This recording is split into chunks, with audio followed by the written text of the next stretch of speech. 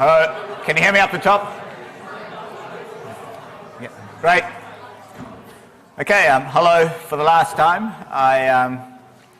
We're in week 12, so congratulations. You made it to the last lecture.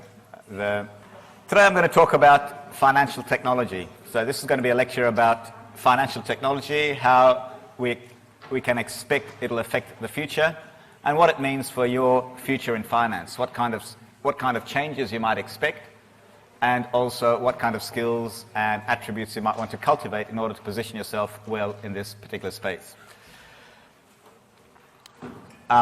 Just before we begin, I'll be talking about fintech, and one manifestation of fintech most of you will have heard is Bitcoin. So Bitcoin has a particular value. And the point I made in finance is that value is very much in the eye of the beholder, so that man is the measure of all things. So it's determined not so much by, so I'll turn this down. It's determined not so much by some intrinsic value, but what social value we place in things. So Bitcoin itself doesn't mean anything except that people happen to value it. So the current price of Bitcoin is $11,700 there. And that's just because people have decided that's the value in exchange. There's no intrinsic value to Bitcoin. So that kind of thing happens all through finance. What I'm showing you is here a picture of Rabbit. And Rabbit was sold at auction last week. And it sold for the highest price recorded for a living artist by Jeff Koons. And the price was $91 million.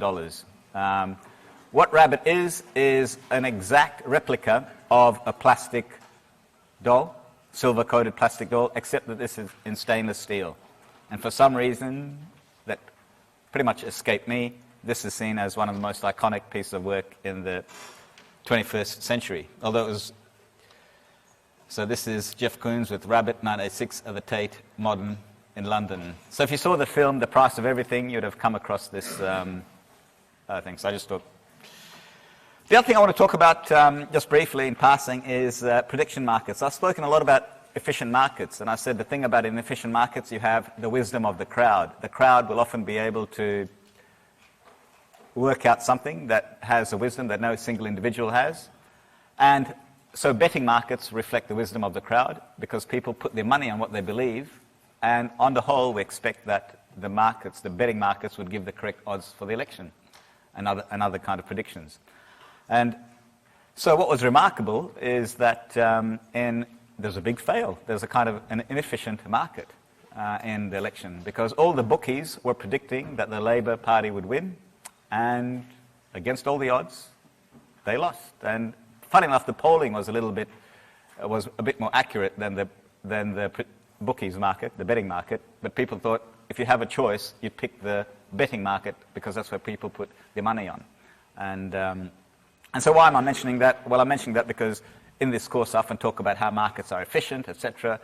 And I just thought to be reasonable over here, because if it had gone the other way, I certainly would have pointed that out. But here I want to say there was not so much a failure of the market to predict the result, by quite a long way. This is quite an astounding outcome.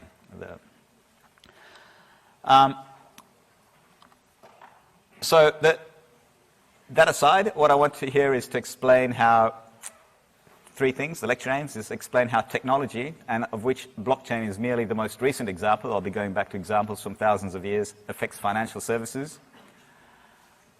And there's a lesson to that because I think in identifying how blockchain technology, particularly one's technological change thousands of years, affects financial structures, now it helps us understand the potential impact of blockchain. And then we'll look at what is likely to be the future return to working in finance. You have a lot of dire predictions that many jobs will be lost due to robots, and maybe even entire industries, accountants, lawyers, banks themselves will be unnecessary, irrelevant. So they'll be like the horse and buggy. You don't see many of them nowadays. They'll be replaced by the blockchain. How to assess that particular claim, and what does that mean for you? And then I'll give you some advice. This is, when I talk about advice on life, this is kind of advice that I think is in your investing career, not so much in your life. I wouldn't presume to talk about that, but so this is more about your career, your financial career at least. And then some tips on the final exam. So what is financial technology? That's the technology that's used to deliver financial services.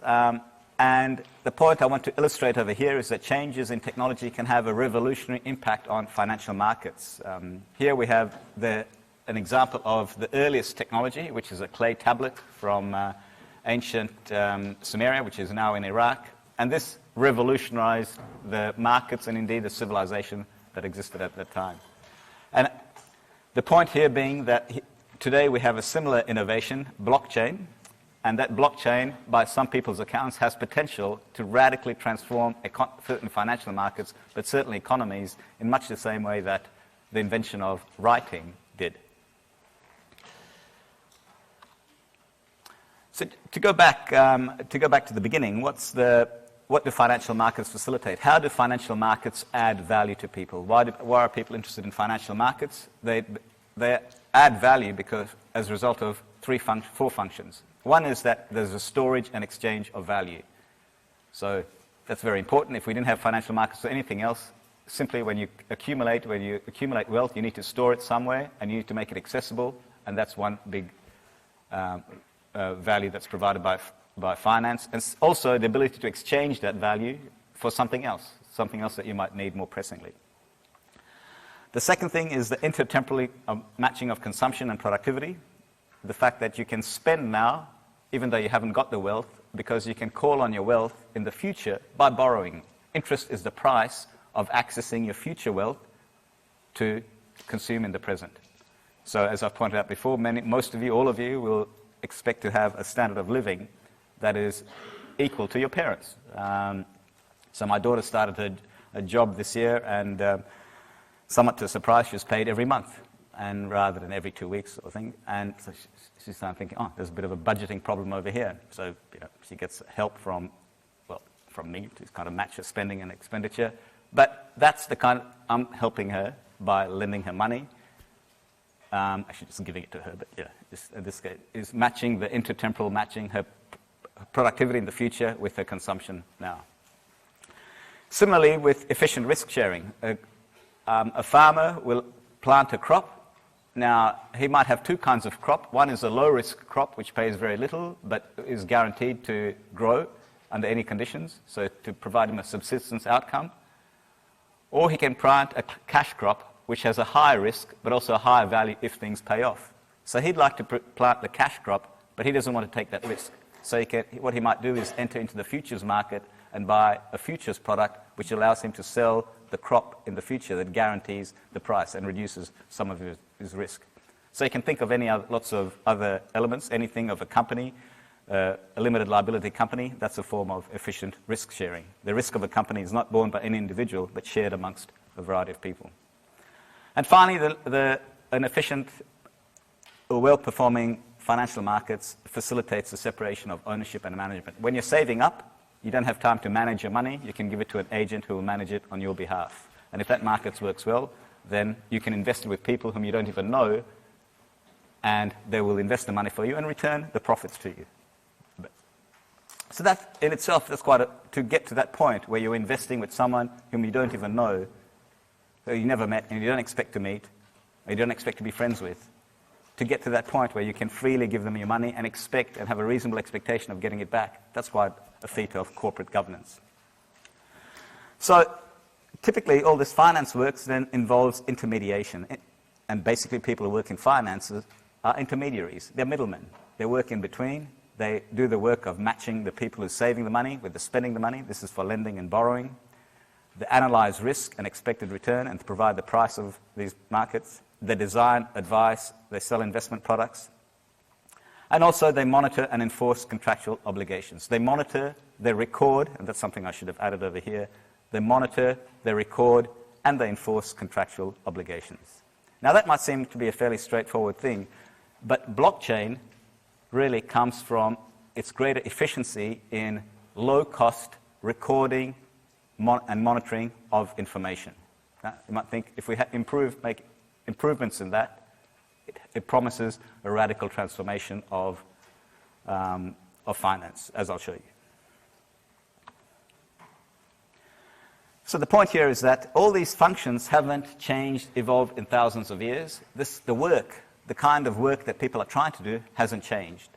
But in the same way, like the work in trying to get one object from one place to another, you still have to transport that object. You can either walk it yourself, or you can put it on a truck. Obviously, the truck will be more efficient. So that's the kind of thing I'm talking about. With the work is the same, but the way we do things can make radical improvements in efficiency. So these better ways of organizing, first of all, the original financial technology that revolutionized finance was the development of writing and double-entry bookkeeping. So great was this thrust, the need to keep records. So when you have a record, so you're storing something, you're having an exchange, and you might have lots of transactions. So now you need to keep track of them. Most of us can only keep track of 8 or 9 things at one time. That's the upper limit. And so if you need to store more things, have more transactions, you need some form of record keeping. And indeed, that was the first impetus for writing. So writing didn't begin because people wanted to write great literature, once upon a time kind of thing. It came about initially because of record-keeping functions. So people would store their wheat in temple warehouses, storehouses, where they could be kept safe. And they needed a record of how much they kept and how much they could take out, and also for taxation purposes. So that's how writing began. That's the first radical financial technology. And we can see its impact over here. So 4,000 years ago, this is where the civilization first began. So we see William McNeill is talking about the rise of the West, but where civilization, as we know it, when I talk about civilization, I'm talking about urban living in cities, that began in modern-day Iraq and Turkey around 4,000 years ago. The point that we're making over here is that trust was a fundamentally important part of such a system. So people, to specialize in something, you're specializing in something, and then you want to trade. And generally, the larger the market for your goods, the greater the returns to specialization. But if you're relying on just your immediate circle of friends, that's not a very big market, so you can't afford to specialize too much. But if you can trade with people from all over within your city and even outside of your city, say in different countries, that expands the market for your products immensely. But to do that, you need some kind of a record-keeping system. So here they had the records, which was, they wrote about them, and in these little clay scripts. And so one reason why we know so much about this is because a treasure trove of these little clay scripts was uncovered. And they said, the documentation provides a vivid picture of a commercial and judicial practice that made considerable demands on people's honesty, one that could be abused by unscrupulous men. So one's reminded of the Arabic saying, love each other but make accounts with each other. Because when you have an account with each other, then you know you're not relying on either the person's honesty or their memory. If you're relying on that, someone could be honest, but really they can't remember. You gave me 10, I think I only remember taking 5. And they could be lying, or they could really not remember. So it's very hard. So it's better if you have some kind of record-keeping system. But one of the problems here is that even when the merchant usually had so many different affairs going on at one time, this is talking about business affairs, he placed most of his assets in the others, and he didn't really have a sense of how his old business was operating. He might have given individual records, but there was no sense of the profitability of any one piece operation or one business venture. It was all very confused. So the other great invention, this facilitated a lot more transactions that existed previously, but the invention of double-entry bookkeeping around the 12th century or 14th century revolutionized all this. So there's one family, the Datini family, were merchants for hundreds of years before the invention of double-entry bookkeeping and after the invention of double-entry bookkeeping, and we have extensive records of this. And before the invention of double-entry bookkeeping, they're all in narrative form. So you could learn a great deal about the businesses just from reading the written records.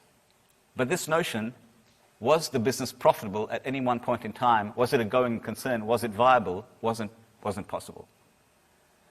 When double-entry bookkeeping began, merchants could now get a sense of, okay, this is what I'm doing. This part of the business is profitable. This part isn't, because now their affairs could be sorted in greater detail.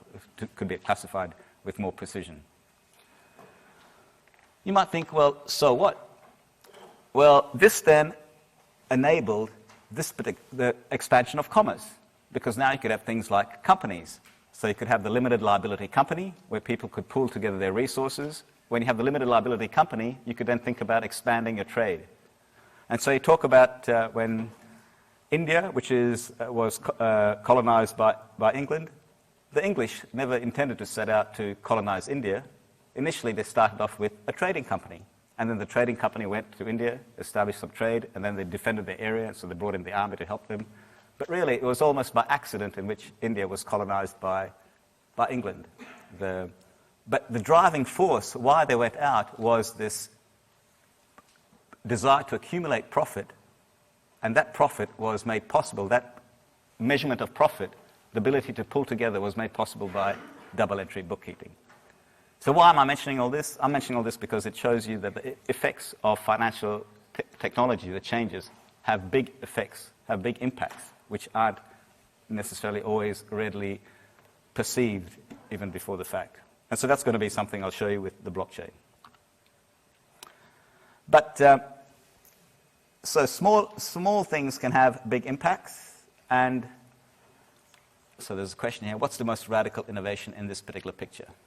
So better ways of organizing things can have, you're not necessarily inventing something very high tech, but just ways of organizing things can make a radical difference. So the radical innovation over here is the containers. The containers, once someone invented containers in 1950s, it had the effect of boosting global trade more than all the trade agreements put together in the last 50 years, according to The Economist. So people talk about people not talk about this, but it's in the news right now, the trade war between China and the US with Trump and the tariffs, etc. I mean, that's going to have some effects, some bad effects, people say. But really, by far the most positive impetus towards the trade has been the development of container ships. That's facilitated the massive trade between China and the US and many other countries in the first place. Why is that? If you think about it, in the old days, when you had a cargo of ships, you had the hold of the ship, and then you had to load individual items into the ship. So this itself took some feat of logistics, because now you had someone there who was in charge of a ship, he had a cargo, and he says, well, this is the load that we have. What's the most efficient way of loading this into the ship? Obviously, you put the heavier stuff first, the funny-shaped objects at the top, etc. But all of that takes a lot of time and thinking. And these people were quite clever at doing this, at solving this particular problem. But it also took a lot of time. So when you took a ship to load it, it would have taken 3 days manually. Then to unload it would have taken another 3 days manually. And all of this is taking a lot of time, which meant that ports were very powerful places, and the unions who controlled the ports, the workers who controlled the ports, held the lifeblood of the economy in their hands. They could hold it to ransom. With containers, this changes a whole lot of things.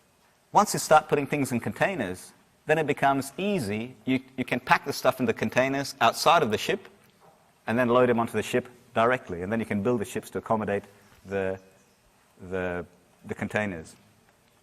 So when Mr. McLean, and we found someone who's invented this, Mr. McLean developed the first container. He found that it cost 16 cents per ton to load, compared with $5.83 per ton for loose cargo. That's an amazing saving from simply a different way of organizing things. Then the amount of capital locked up per ton of inventory in transit between Hamburg and Sydney fell by half. Why? Because now you could transport things a lot quicker. It took a shorter time to load them, a shorter time to unload them. Also, because containers were packed and sealed at the factories, losses to theft plummeted, which in turn reduced insurance costs. More could also be loaded. Dock labor could move only 1.7 tons per hour into cargo ships. 5 years later, they could load 30 tons in an hour. So those fresh oranges, etc., that you get now wouldn't be possible back then, because it would have taken so much longer to load them. So the advent of containers opened up released a massive bottleneck in the system, which facilitated global trade. So my point here is that blockchain might have a similar impact. So that's other things, three dimensions to all work, which is the point I made before. And when we talk about changes in the market, technology will affect three things. They'll affect the economics, and so then competition over time will reduce the returns to particular skills. So at the moment, you might think about an investment bank, and what does an investment bank do? Raise finance for people. And we know that some parts of it is incredibly profitable. But over time, what investment banks do in the past 10 years ago is very different to what they do now. The basis of competition changes over time. Once something is profitable, other people will enter that particular market and reduce the competition. So you have to keep on constantly keep up with the technology. The technological changes then will revise the basis of the competition. So if you were doing Excel, for instance, in the past, writing up spreadsheets would have been a particular kind of skill. With the advent of the Excel spreadsheets, that became something that people could do all the time. So the spreadsheet skills reduced in value. I mean, they're still very useful to you, but it's not so valuable as it was before the advent of spreadsheets. And then we have the legal structures, because the legal structures are generally developed with one particular technology in mind. When the technology changes, we then have to adapt our legal structure to allow the competition. So I'll give you an example of all these particular changes, how all these three factors interact. So I've spoken about this. This is all by way of a preamble to show you how the effect of technology can impact the market. So here we have the promise of the blockchain. And this is the point the economist has made. He says the technology behind Bitcoin could transform how the economy worked simply by reducing the cost of trust. Up to now, we've relied on trust. Even though we have written records, it still pays to know the other person on the other side to ensure that they are keeping good records on your side, on their side, and you're keeping an accurate record, and they match.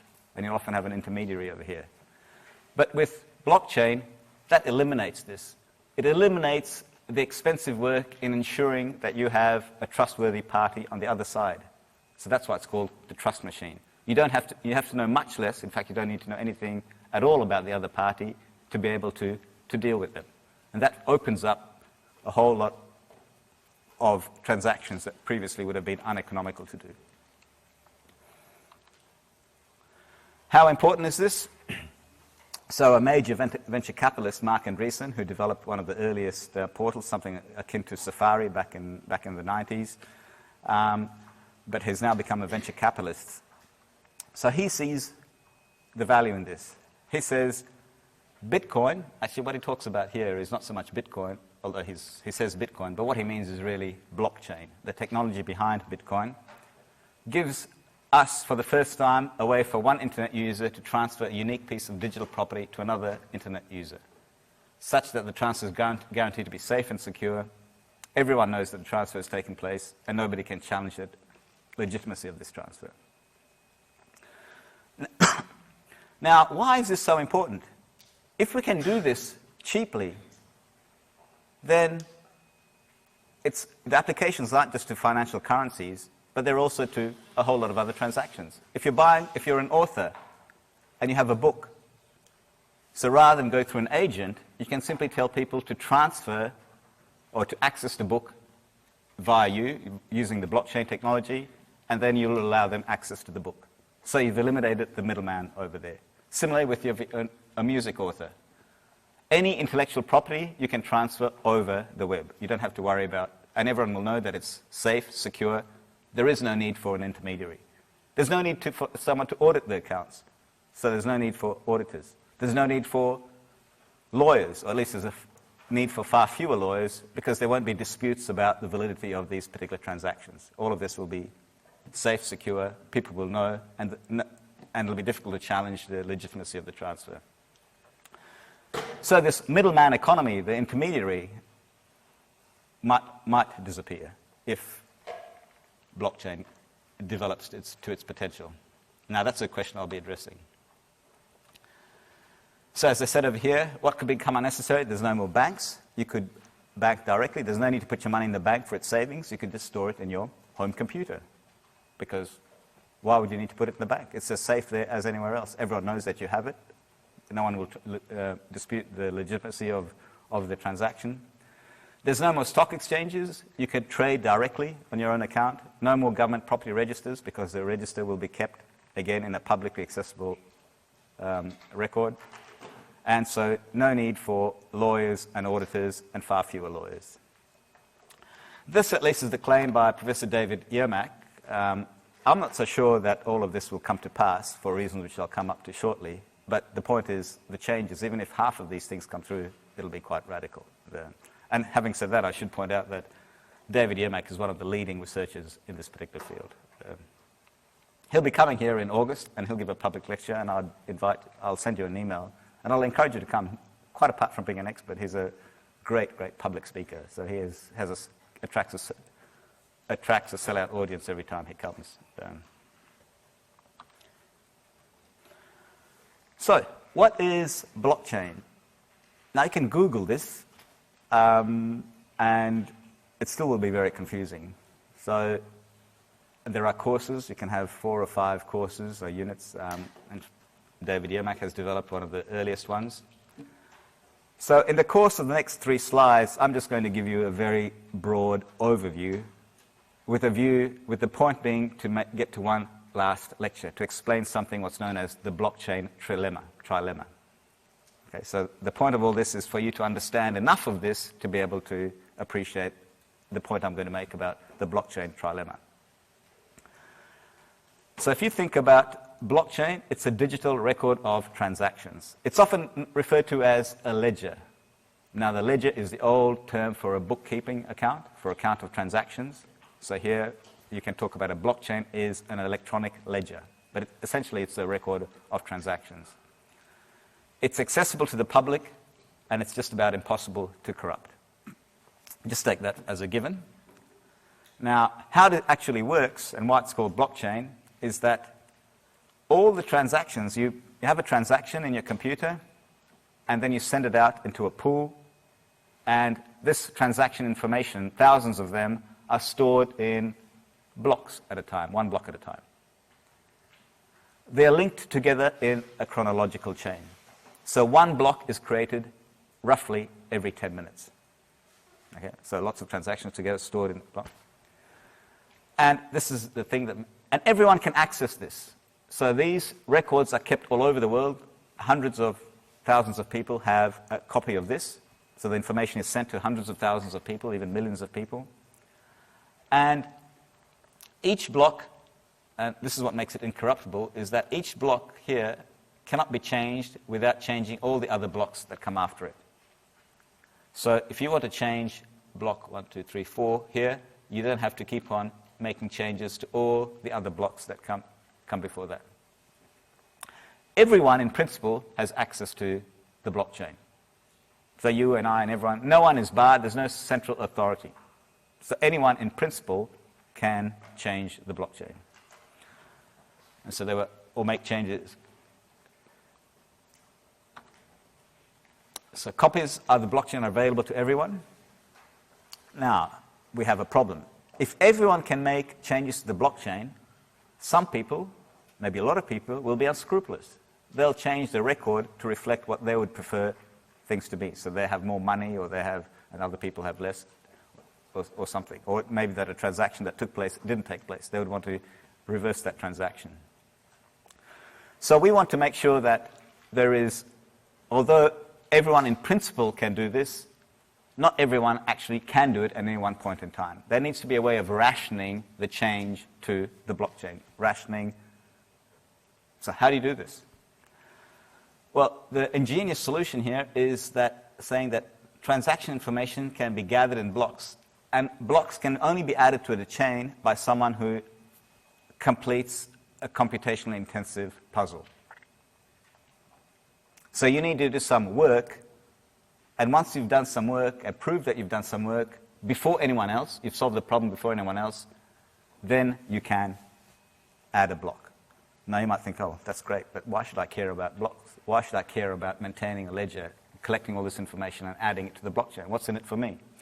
So the reward is payment in Bitcoin and a transaction fee. So these people are motivated to solve this problem and add to the blockchain to compete with each other by getting in return, once they successfully solve this, by getting payment in Bitcoin and a transaction fee. That's why these people are called Bitcoin miners. Naturally, as the price of Bitcoin goes up, the attractiveness of mining a Bitcoin, that is solving this problem, goes up. So the system is structured in such a way that as more people come on the scene to solve the problem, and as their computational power increases, the problems are made more difficult. So the problems are made more difficult so that roughly a blockchain is added every 10 minutes. So the difficulty of the puzzle is a function of the number of people competing and their computing power. So these people are called Bitcoin miners. And so the copies of the blockchain are widely available. If someone tries to put up a false blockchain and try to tamper with it, they'll be found out because it won't be consistent with other blockchain copies. That's that. Okay, so now this is the point I'm trying to explain all this. The attributes, what we'd really like in an ideal system is to have a record-keeping system which is accurate, that's obvious, which is cheap. What I mean by cheap is easy to maintain, to keep up, and also to read, to access. And it's decentralized. At the moment, we have records that are accurate and that are reasonably cost-effective, cheap and easy to maintain, but they're not necessarily decentralized. They're reliant on having someone keeping charge of the central ledger, and you report to them. So the bank would keep a copy of its records, and you might get a copy of the bank, but the true record is kept by the bank, and then you have to reconcile it with your own record, and hopefully they'll match. And that's a reasonably efficient and cost-effective way. But the problem is that it's not decentralized. You still have someone controlling this. If the bank decides to cheat you in some way, this fraud is possible. Now, there's no reason why the bank should, but there's lots of people who don't trust governments and other entities, large corporations, to keep the records. They prefer power to be diffused. They prefer a much more democratic system where everyone has the possibility of changing the system. So these are the attributes of an ideal system, but we can't have all three. You can have accurate and cheap, but you can't have decentralized. Or you can have accurate and decentralized, but you can't have cost-effective. That's the blockchain trilemma. The trilemma is different to a dilemma. A dilemma is a choice between two things. A trilemma is a choice between a difficult choice between three attributes. So this is what's known as the blockchain trilemma. And why this is an issue is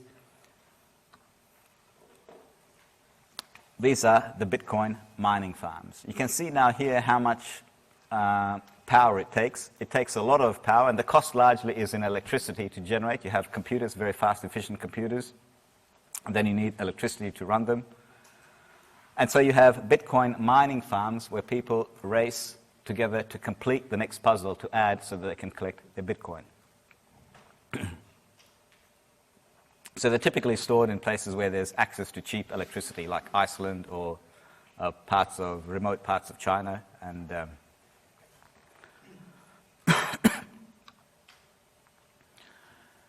so the problem with the Bitcoin is that it's accurate and highly decentralized, but it's not cost-effective. The average transaction fee on 18th of May 2019 was $2.74. On the 16th of May 2019, 2 days early, it was $4.87. So this isn't actually a very good system. People don't like to know that any transactions can vary so dramatically in price. Now, part of the reasons why, for instance, you go to McDonald's is that it's attractive. You know roughly what the price of the McDonald's burger is. But if you're buying a burger and one day you're paying $6, I don't know what a burger costs, maybe $10 for a burger, and then you have to add a transaction fee of $2.74 one day and $4.87, that's not very attractive to anyone. It's just, there's too much variation over here. So while it's accurate and decentralized, it's not cost effective, and this will limit its applicability. There are lots of transactions, so if you're transferring $1 million, say, then this is a fairly trivial cost. But for most ordinary transactions of low dollar value, this cost will make it prohibitive. So which means that it's difficult at this point. We have a sense that the blockchain will have an effect on the financial markets, but it's difficult to know that which markets it will disrupt most quickly simply because of this difference in difficulty in identifying the true cost.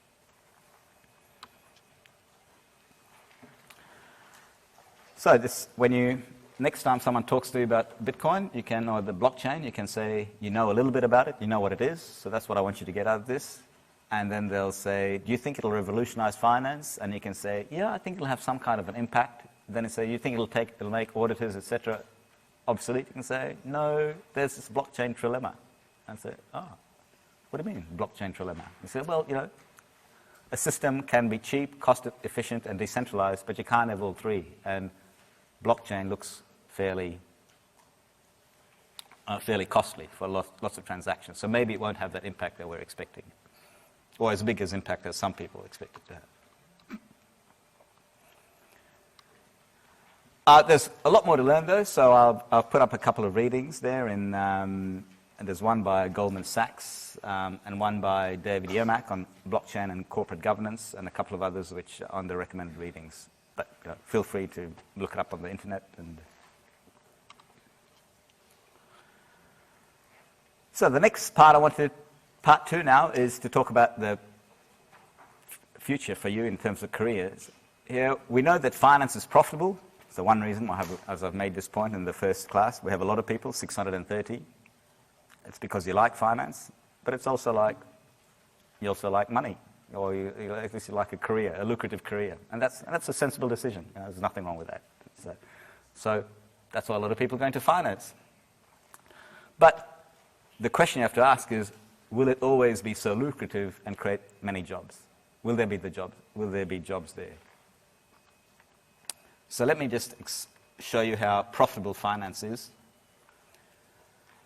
We see that here in December 1947, financial companies made up 8% of all profits.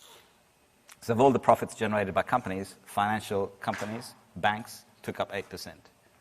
And remarkably, that period has increased. It increased to December 2001, where banks, financial institutions, took up 45% of all corporate profits. That's a remarkably high figure. And it's caused some people to think something's wrong with our system.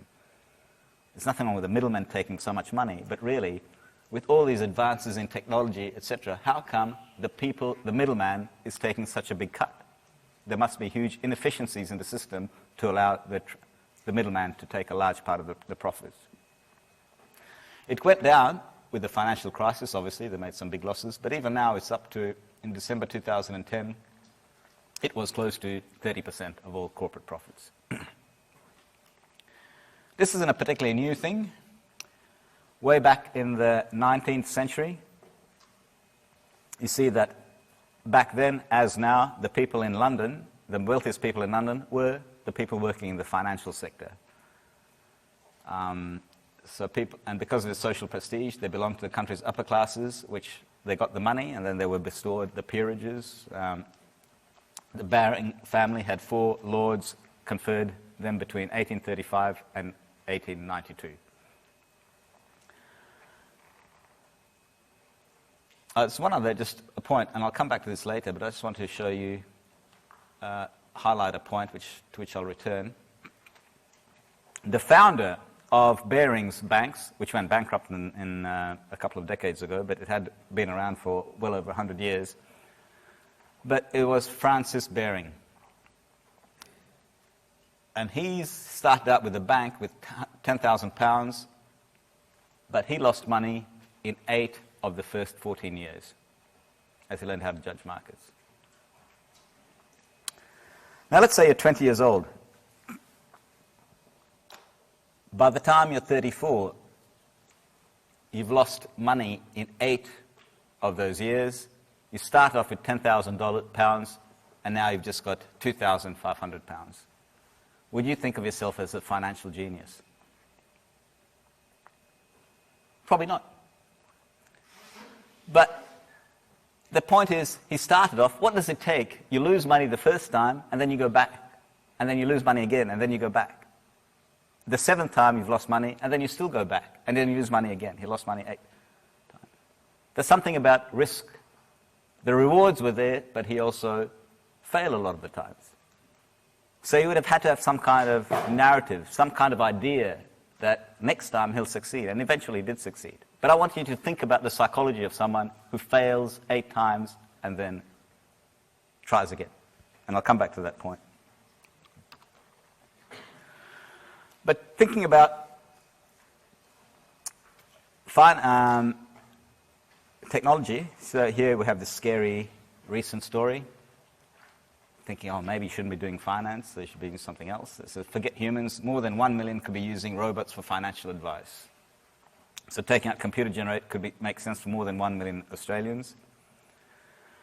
And this has partly come as a result of technology, but also from political pressure, because there are now tougher curbs on fees and also tougher disciplinary rules on the financial advisory profession, so which is making it more uneconomical. So here's the interplay between technology and the financial markets.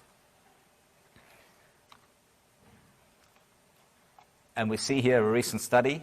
They find that robo-advising has opposite effects on investor performance based on the level of sophistication. So investors with undiversified portfolios benefited from lower volatility once they took the advice of a robot investor.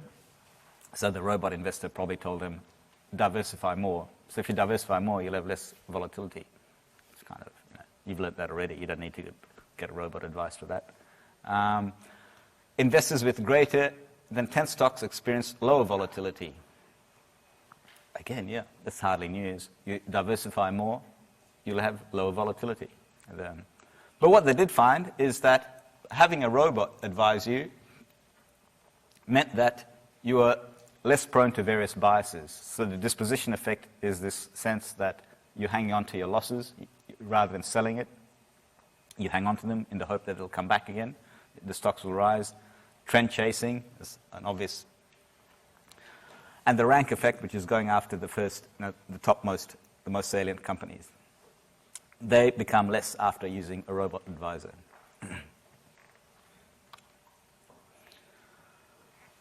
So here we have this future where you have the Chinese bank branch staffed entirely by robots. And this is interesting. So here you have CCB and other big state banks have cut tens of thousands of jobs over the last year. The rate of automation in Chinese financial institutions has outpaced the rest of the world as the country embraces e-commerce. So as I pointed before, China is one of the most dynamic countries in terms of adopting financial innovation. And that's partly because they don't have the regulatory infrastructure that they do elsewhere, which has facilitated greater rates of adoption. But this one I thought was a little bit curious. So this is the company that developed vacuum cleaners and mobile air purifiers, then decided to use this robot for financial advice. This person is saying over here, they won't take over our jobs, they will help us do our jobs better. Now, you might expect him to say that. There's obviously going to be some kind of political backlash. The robots are taking over the jobs, killing, so you might say, let's soften this message a bit. Says, they're not going to take over our jobs, they'll help us do it better. So there's an obvious motivation to soften the message. But the point I'm going to make is, well, maybe there's some truth to this. In fact, it's not going to kill as many jobs, it might even create jobs. But how will it do that?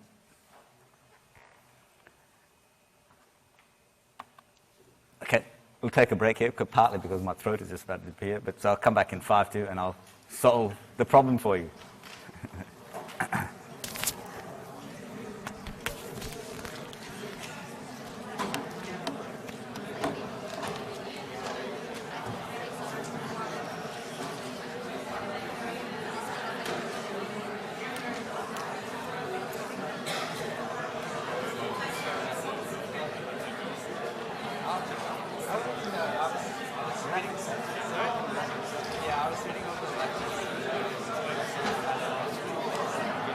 Someone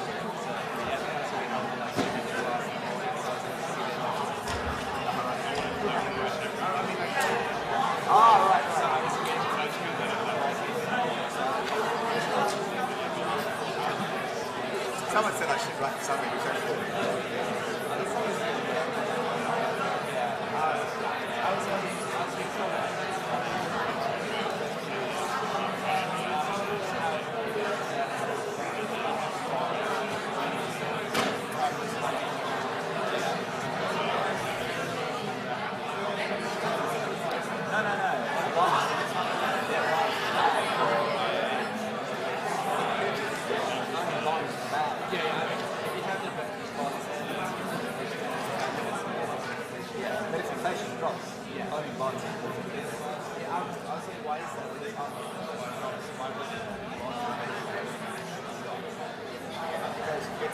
It's bonds, you're not into the high level. So only bonds, it's the frequency in the high and then inflation shots. So then you're a real that's high. So then this is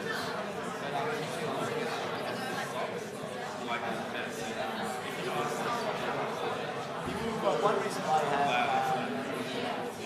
yeah, this is a small thing like that. Same like so the same way the stocks, the decrease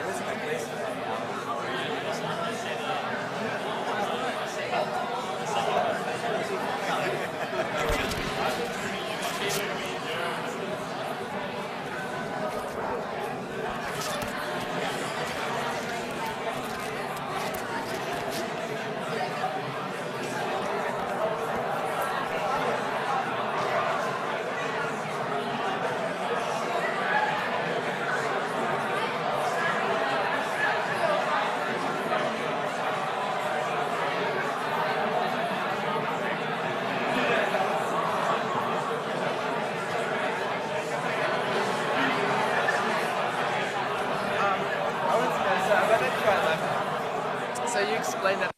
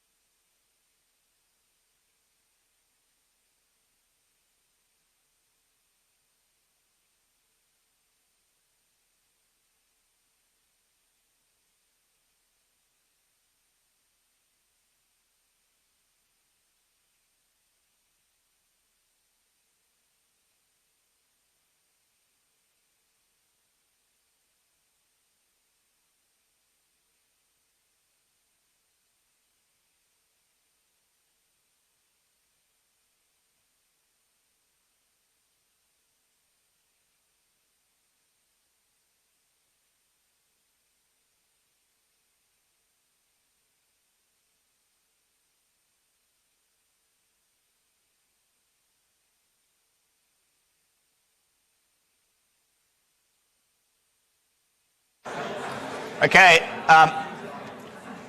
let me go back and explain something that I might have passed over too quickly, so I'll just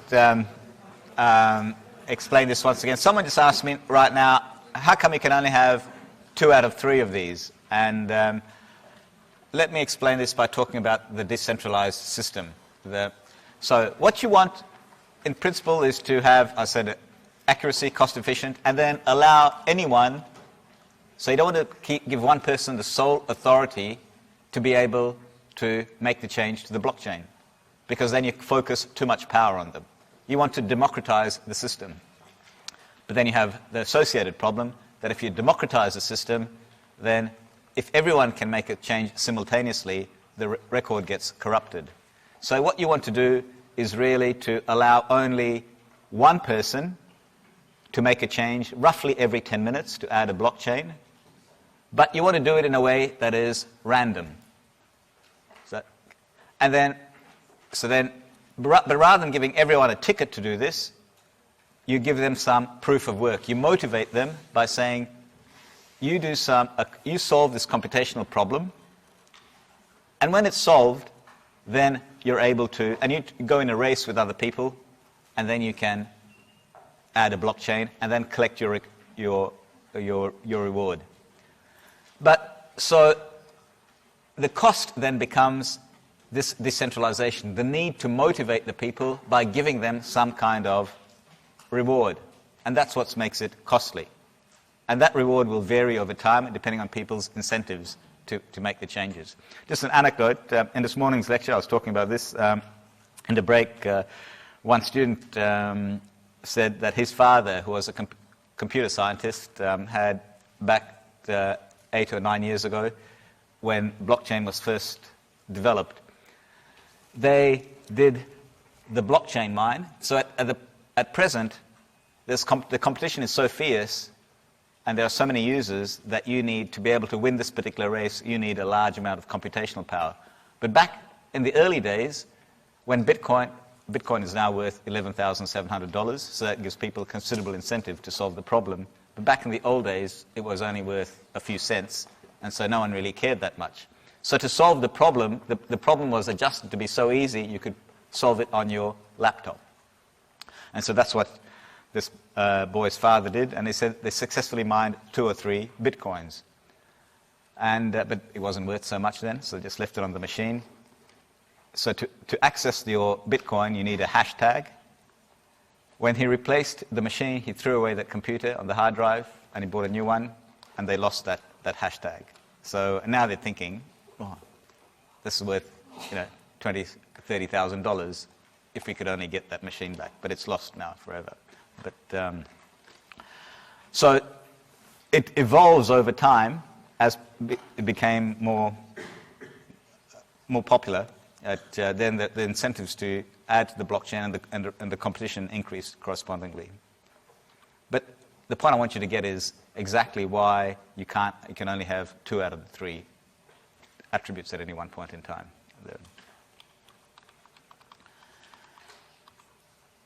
Okay, so get back to these things. The point I want to make of here, they will not take over, they will help us do our jobs better. Is there any truth in that? Again, one of these scary things. So at a graduation, when you graduate, so when I listen to graduation, I think, what is the speaker going to say? And I think, he's going to talk about disruption. And he's going to talk about being honest. And he's going to talk about using your skills for good, which is all good stuff. But this is typically the scary thing that they'll say, you're going to go in a world where there'll be technology will change everything. It will eliminate 4 million jobs. And you see that robots are replacing humans at all these Wall Street firms. BlackRock is cutting jobs and banking on robots to beat the stock market. So the question is, how seriously should you take the threat of job losses in finance from technological change? My point is, I'm going to say, take it seriously, but don't worry about it.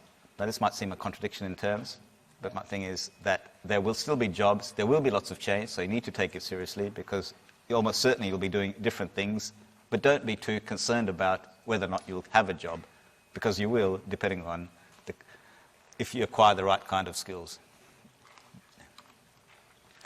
This thing is an old phenomenon, at least 80 years ago. So we have the march of the machine makes idle hands.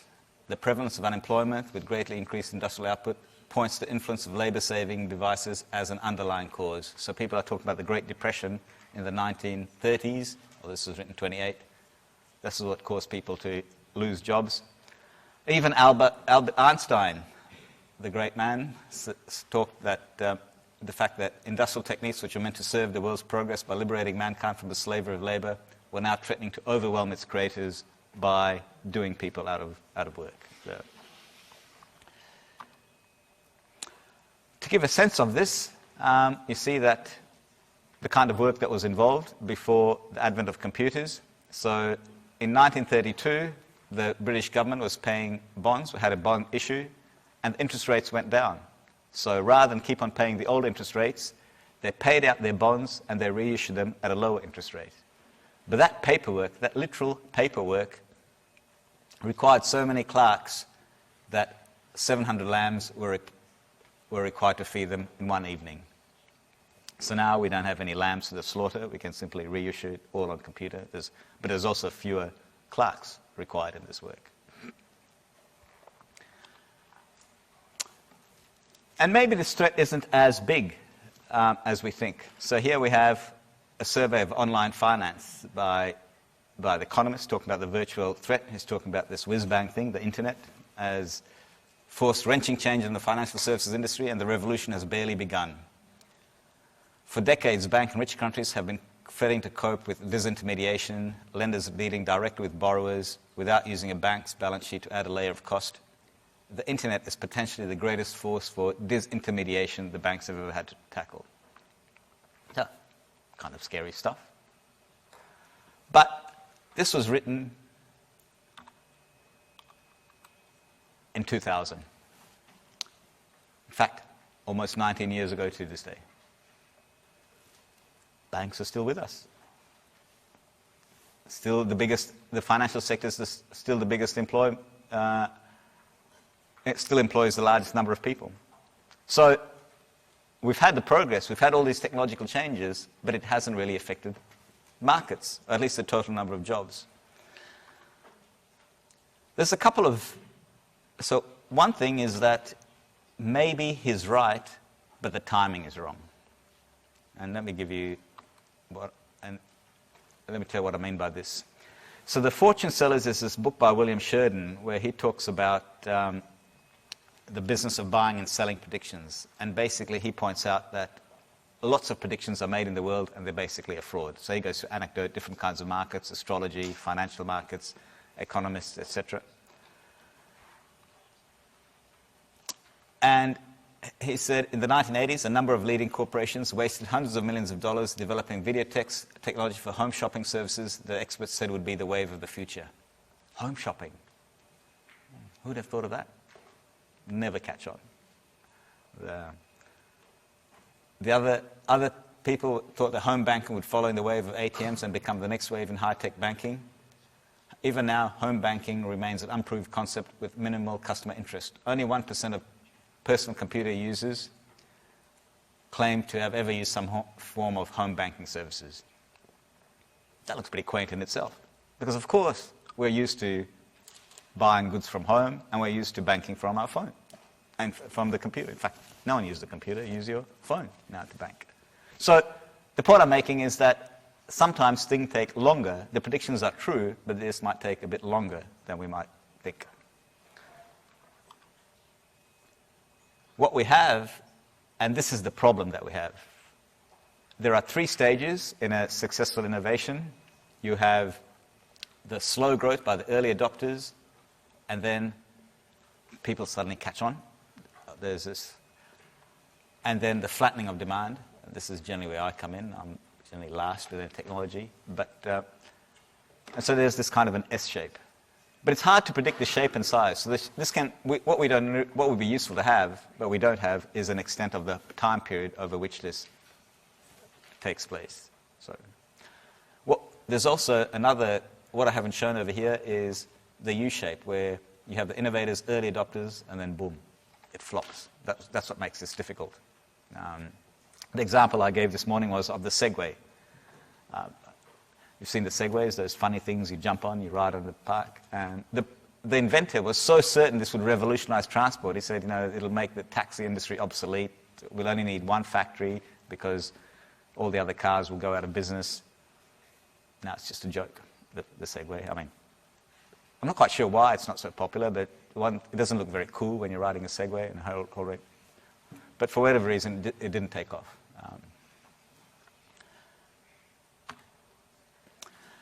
So the puzzle, though, that I want to draw your attention to, when people tell you this, the next time you say is, yeah, okay, but how come there are so many jobs? So what do you mean? He says, well, there are more jobs today than there are ever before in the history of the world. Different kinds of jobs. So we saw last year that Malcolm Turnbull, this was a couple of prime ministers back, this is last year,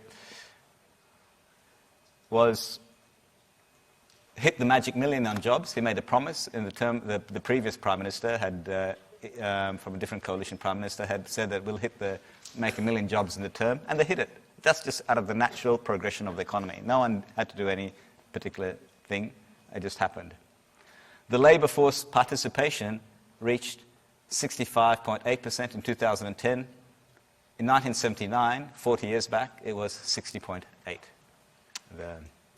So you can see there's more people participating, more jobs. Again, you see women, baby boomers, lured by more jobs to give their employers options. And part of the reason why wages are low is not because there aren't more jobs, but because more people are entering the workforce. And another thing, why are people, if robots are replacing us, why are people working such long hours? The kind of work that you do is likely to be such that you won't get home by 5 o'clock. If you're a lawyer, if you're an accountant or any kind of professional, you're more likely to be coming home at 8 o'clock. You'll leave at 8 o'clock and you'll come back at 8 o'clock. It'll be a good 12 hours a day. and some professionals will be working much longer than that. Some interns, when they work in an investment bank, this is an intern, and the investment banks are looking to hire the best people and make it attractive to them. So they go to Sydney from here, and they come back and they tell me, yeah, they worked us really hard. I got in the office at 8, I left at 10 at night. And then, except that sometimes they say, oh, you can have the Saturday off. That's like a big thing. Maybe, and then you can do your exercise or whatever. And this is them trying to make it attractive. The question is, why so much work? Why do people work so hard if the robots are taking over everything? And this is a more general issue. So here we find that in 1930, the economist John Maynard Keynes said society might be so rich that the hours worked by each person could be cut to 10 or 15 a week. He wasn't hallucinating, he's just extrapolating. So average hours dropped from 60 at the turn of the century to 40 by the 1950s. So the question is, why? How can we explain this contradiction? More technology, greater efficiencies, yet we're all working so much harder. So, the puzzle, and this is one of those things I read that, and I'm hopeful it'll have the same impact on you. You get this and you think, there's a light bulb that goes off. It kind of explains a lot of things. And so this paper did the same for me. It said automation does indeed substitute for labor, but it says it also complements labor. So in other words, a complement is something that adds to the value of something else. At least that's the way it's used in this particular term. So by automation complements labor by making certain kinds of labor more valuable and in more demand. We can see the direct effects of replacement. So some kinds of labor gets replaced, but as a result of that automation, of some process being automated, other kinds of skill come more in demand and become more valuable, and that's why people have to provide those kind of services. So they say that people tend to focus on the jobs that are being lost, but they fail to focus on the jobs that are being created that will increase productivity, raise earnings, and augment demand for labor. So what's the insight that he has over here? Well, he points out that most jobs require a mix of different things. So these are the complementary attributes. You need labor, and you also need financial capital. You need brains, and you need brawn. You need creativity, and also you need to do some repetitive work. You need technical mastery, and also you need intuitive judgment to be able to. You need to be able to work hard for long hours, and then you also need some periods of inspiration. Sometimes you need to stick closely to the rules, other times you need to be able to use your judgment, exercise discretion. So most jobs involve a combination of these two. It's not one or the other. So if you increase this, if you're able to increase the supply of perspiration, then that makes inspiration more valuable. Now you can add more inspiration, and that inspiration is complemented by the fact that now you have greater work that's being done on the other side. An example to make this clear. Let's have a look at the straight replacement technology, ATMs. So this is automated teller machines. You're too young, but I remember still a time when you would go to the bank, and there'd actually be a human, if you wanted money, you had a race to go to the bank before 3 o'clock on a Friday afternoon, because after that, the bank shut and they started counting up their money. But at 3 o'clock, you go to the bank, you're lined up, and there'd be a human being on the other side who would count out the money for you. And so you want to make sure you took up enough for the weekend. And then you had an automatic teller machine, so that was great. You didn't have to worry about the bank closing at this particular time. So the automatic teller machines quadrupled from 100,000 to 400,000 between 1995 and 2010. And so what happened to the number of tellers at each bank, at each branch?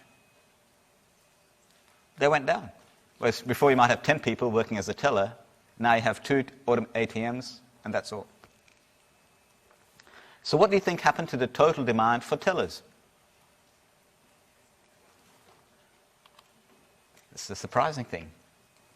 In the US, bank teller employment actually rose over this same period.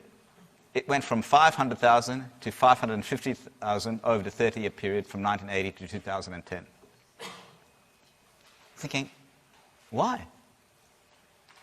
You've got the automatic teller machines. Why does anyone need a teller? What were those tellers doing, given that they're not?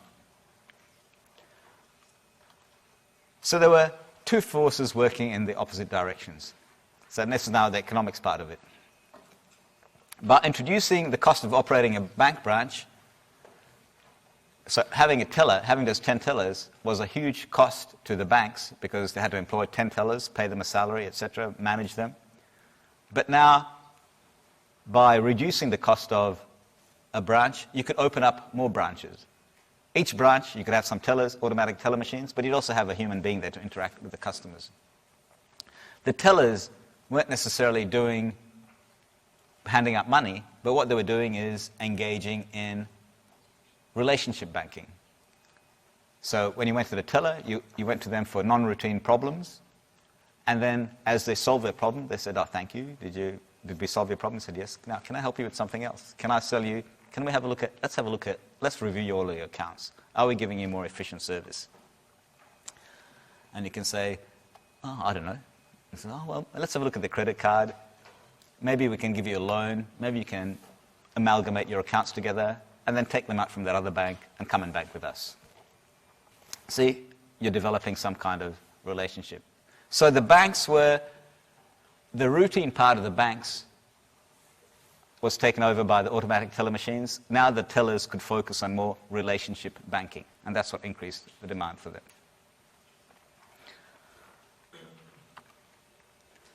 Similarly, over here, we have the robot advisors.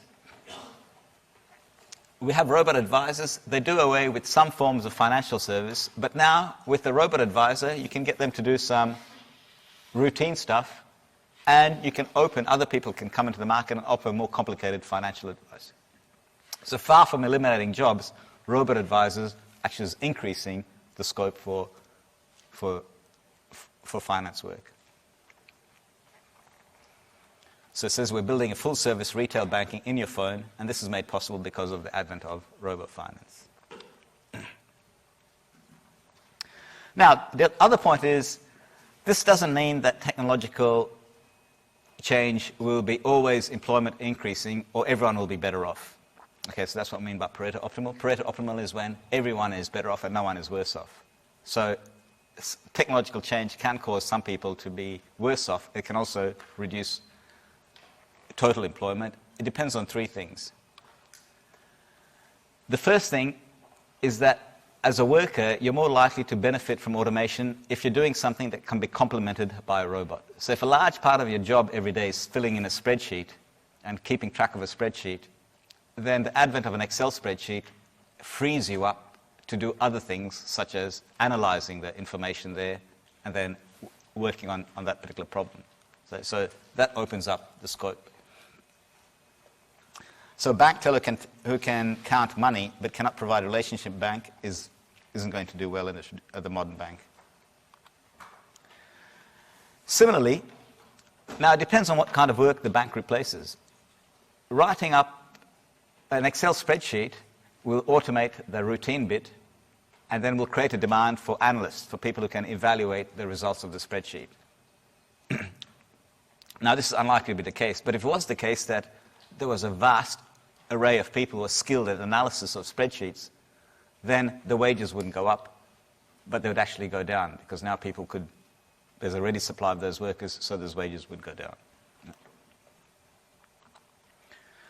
And then third, it depends on the elasticity of demand. If by improving some, you make a job more productive, but the final demand for that product is fixed, then you might make people more productive, then you'll need fewer workers in that field.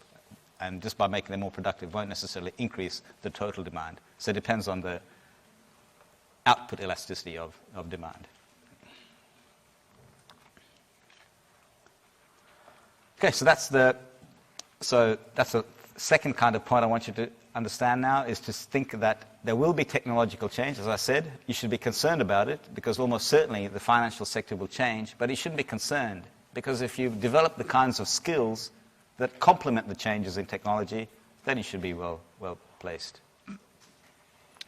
So let me go back to that, why are people working long hours?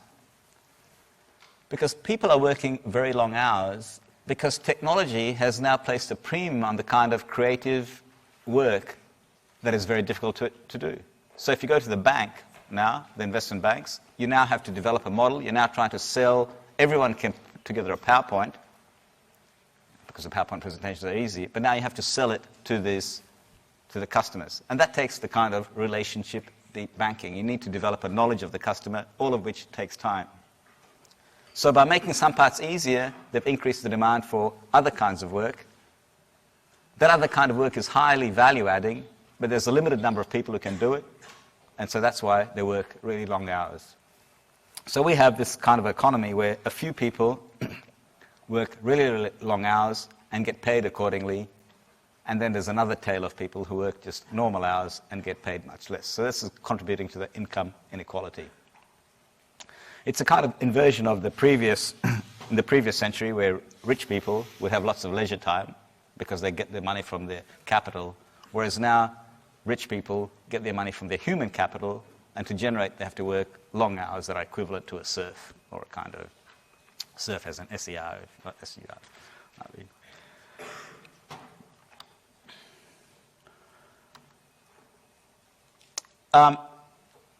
So the other point I want to show is that all of this, the changes, though, will also impact on the legal structure, determining who is allowed to compete on what basis.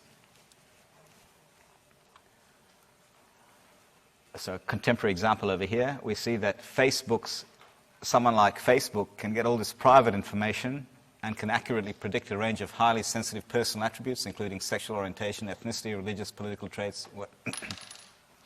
You can see that if someone has this information, it makes it a gold mine for someone wanting to do business with them. You can tailor products to them. You can decide whether they're worthy of a loan based on the kind of jobs that they have, the employment history, a range of things. The question is, should they be allowed to do this? And that becomes a political question. So Elizabeth Warren says Facebook just proved a point because it's invading people's privacy, and she should, so we should break up Facebook because Facebook has too much power. Now, whatever you think about this, the point I'm trying to make is that this is a political issue that the company has to address.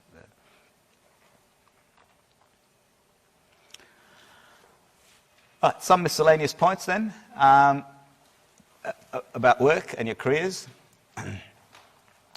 The kind of outcomes you get, so when you work, you go out and get a job, and you'll be in a good position because you've got a good degree from a good university, you've worked hard, so that'll be great. But the outcomes you get, the reward, will be largely a function of what kind of economy you work in. What I mean by this is that if you have the misfortune to graduate in a time of recession, that will affect your income, statistically speaking. That will affect your income right through the rest of your life. People who graduate in a period of recession find it very difficult to make up the work relative to the people who've graduated in a boom time when they can go into the market. In a boom time period, you go into market, you can get a good job that better matches your talents, you get paid more because it's a boom time, and that benefit increases over time. So, the point being, don't be too hard on yourself. If you graduate in a recession, it's not so much you, it's the market. On the other hand, you might graduate in a boom economy, which would be great. So, the extreme work then also is a function of a shortage of labour in certain jobs. So the kind of work that you do, if you want to get a high-paying job, generally it does require you to spend a lot of hours at work, building up not just the technical things, but also developing the relationships with people. So if you're not prepared to put in a large number of hours, then you don't build up as much human capital in this kind of work. The third point is it can take a while. If you're in a highly specialized skill jobs, you're over here, the employee's over there, potential employees over there, and they're trying to match you. There's a whole lot of other people who look pretty much like you in terms of their skills and attributes. And there's this work wanting this particular kind of skill. It takes a while for you to get to the right place. It's unlikely to be the case that you graduate and you'll get your dream job straight away. Sometimes you might have to wait a while until a position opens up. Other times it's just a function of the search cost. So the research shows that don't just jump at the first job. Have some confidence. And now, if you're in a recession, it also depends on the state of the economy. But if generally it's a boom economy, then you can afford to kind of wait a while to get your job. So I've had people in graduates who work, they're getting their CVs out, etc. They might work at a barista or something, and there's nothing wrong with that. That's just not the kind of job they envisage doing. But they're spending their time waiting, not jumping at the first opportunity until to get a job that matches their skills. The second thing is think about what the employer wants. Think about the problem that the employer faces in identifying a good employee. And this is where I think there's almost a behavioral finance tip. People will spend hours, days on an assignment, like an investment analysis assignment, and then they'll spend 2 hours writing up their CV. It's one page, it can't be that long. And they'll Google something from the internet, just look at it, and then, put that up. You want to take some time, take a couple of days to write up, because that's the only signal that the employer will see. And then what do they want? They want some credible information that you're hardworking, you've got the attributes, and that you're keen on joining them. What you don't want to say is, you're passionate about finance. No one is passionate about finance. No one gets to be that point. You get to be passionate about finance. I'll correct that. You get to be passionate about finance after you spend some time working, so you get into the workforce, you see other people getting ahead, then you think, I want to get ahead. It's a whole bunch of things, and then you get socialized. It's like if you're playing cricket. Cricket's a weird game, but if you grew up playing cricket, then you love cricket, and it's a true love. But if you didn't, to other people, it becomes so. It's not a natural thing, is my point. So, what they want to know is that you've got the skills, that you're hardworking. So, if you work at something like McDonald's, you might think you're too embarrassed to say, "Oh, I work at McDonald's." You should put that in your CV. It tells them something. So, this person's got a job. They've got the self-discipline to get up, to go work with other people. They're collegial. Put all that kind of thing. It's a credible signal of your commitment. And then acquire a suite of different skills. Sometimes you acquire skills even when you don't know it. So if you're working at a Coles checkout, for instance, or something like that, you're meeting a range of people, all of whom have different views, different moods, etc., and you've got to be polite all of the time. And that's a kind of a skill. When someone's being rude to you, just to sort of say, just to look at them and just move on. And but it's a valuable trait. Okay, I'll stop talking like your dad now, or your mum, but I'll just,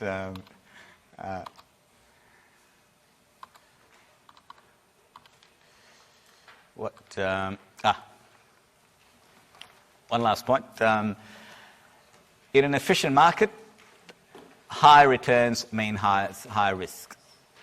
In any kind of work, so I think markets are efficient in this sense. So to try any kind of ventures, you'll try something, and more likely than not, you'll fail, at least. It's just the way things are. As I said, Francis Baring founded a bank, failed 8 times out of 14, or made a loss in 8 years, but he persisted.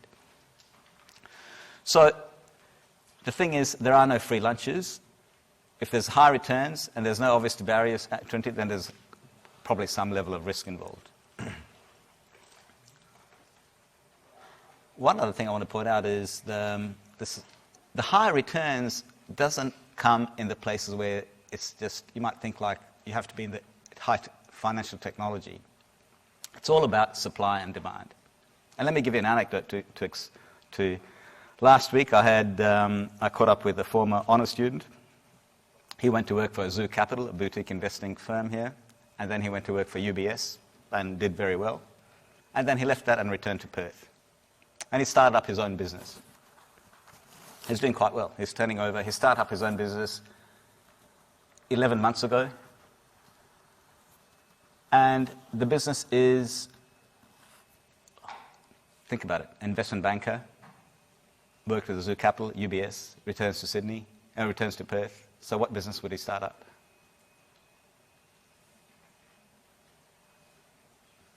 A cleaning business. Now, think about this. You go to a party, a meeting. Hi, how are you? Good. Yeah, that's it. What do? I'm in the cleaning business. Most people wouldn't do it. They wouldn't think of it. It's their ego that's standing in the way. So it's actually, the economics of the cleaning business is a very good one. Because people need what it is. People need cleaners. They also need people that they can trust. So there's a trust problem to solve. If you can find a set of cleaners and a set of clients who can trust them, you're minting money. $500,000 in just 11 months. And the thing that surprised me the most, he runs the business from London. So he's doing the cleaning job in Perth, and he's based in London. His girlfriend works there. So he comes back every so often, which is why he caught up with me there. But look at the economics of this situation, what are you trying to solve over here? It's not necessarily in what we might think of the sexiest or the most glamorous kind of things. It's just in the day-to-day businesses you can make good money.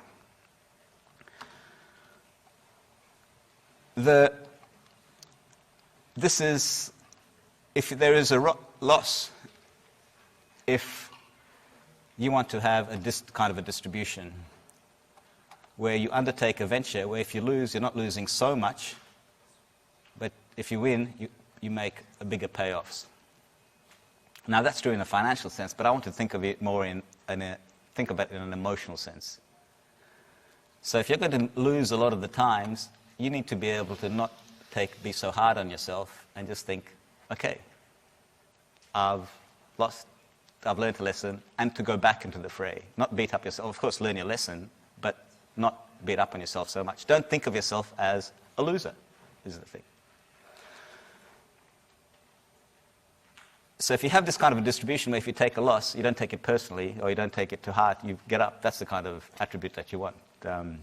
This morning I mentioned Tony Abbott. Now,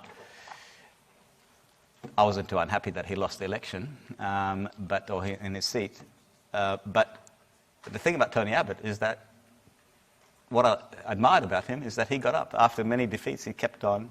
I think he went on for far too long, but every time he suffered a defeat, he got up. And I admired that. That's the kind of perseverance that you need.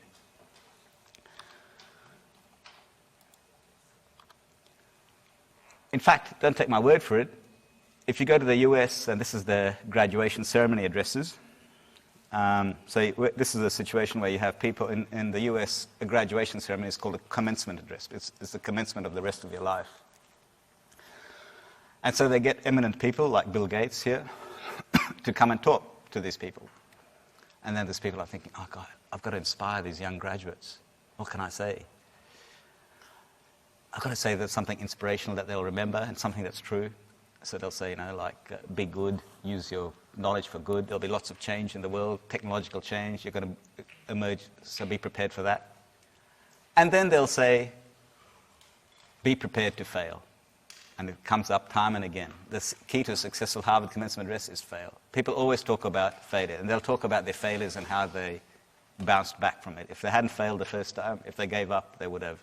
And that's the kind of attitude that you need in finance, in investments. So to do this, you have to battle yourself. So you need a narrative in your head. Think of your life as some kind of an adventure. And if you think of yourself as battling something, you're a quest, you're an adventure, when you fail, you won't take it so much as a shot to your image. You can think of yourself as some kind of capitalist warrior or something, getting up, fighting the good fight. That's the kind of things. All right. And The last bit, some advice on the final exam. I thought I'd look up, see what other people had said before. And this is Robert Sorbonne, who was founded the oldest university in France, the University of Paris. And his advice was to do well, urge students to portion their time wisely in the next 2 weeks, listen attentively to all they were told, as you've done, make copious notes, memorize essential facts, discuss your problems with fellow students, and to pray for success. That's all good advice there. I particularly want you to think about discussing your problems with your fellow students. So the tutorial questions will be a good guide to the questions you can expect in the final exam. But there'll be 6 questions,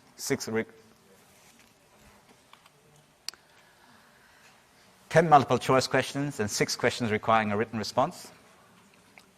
All of the questions fit on 1 page, in total, not 1 page each, 1 page. And so you need to be fairly succinct and to the point. But if you exchange notes, model answers with your friend, critique each other, and then you should do well.